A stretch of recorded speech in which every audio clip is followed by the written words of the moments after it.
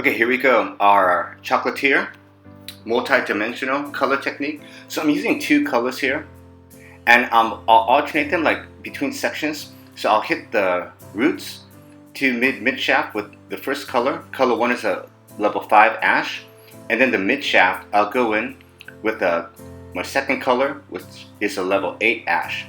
And then through the roots, the ends, I'll go back and alternate that same root color. So it's kind of, that way I can like build more dimension and texture with the actual colors that I'm using, and I'm tone on tone.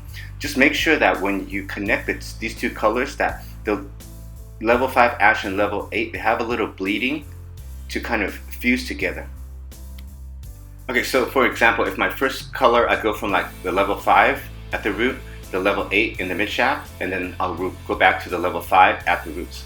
The second color, I'll flip the pattern. I'll start off with the level 8 at the root area, and then level 5 at the mid shaft, and then I'll go back to the level 8 at the ends. And the third section, I'll do the exact opposite. So I'm working with two tonal patterns throughout the hair, but I'm still tone on tone. So again, it'll give me a lot more depth, and it'll bring a tremendous amount of texture to the hair. And when I'm doing solid tints, I'd rather always go in and play with two tones because I have to use the same amount of product and time. So just the only difference is I just need one additional color bowl and one additional formula.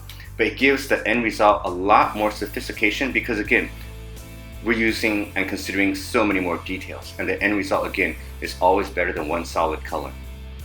So I provided that head sheet in the beginning so you can get your head around what I meant by multi-dimensional and altering the tones a little bit better. And for this final section, I just hit the roots with one color, the mid shaft the second color, and the ends the same color as roots. Okay, and here we're starting our finish. I'm going in, I don't want excessive body, I just want to get a lot of root lift. So my intention here is to blow out a nice smooth curved shape.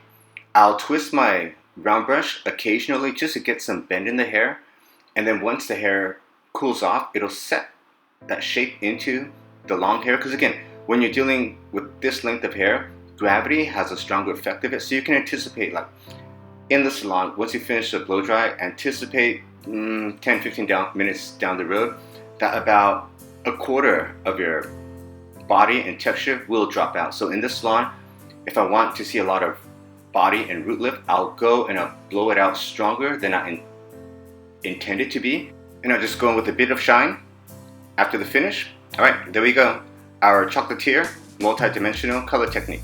Enjoy!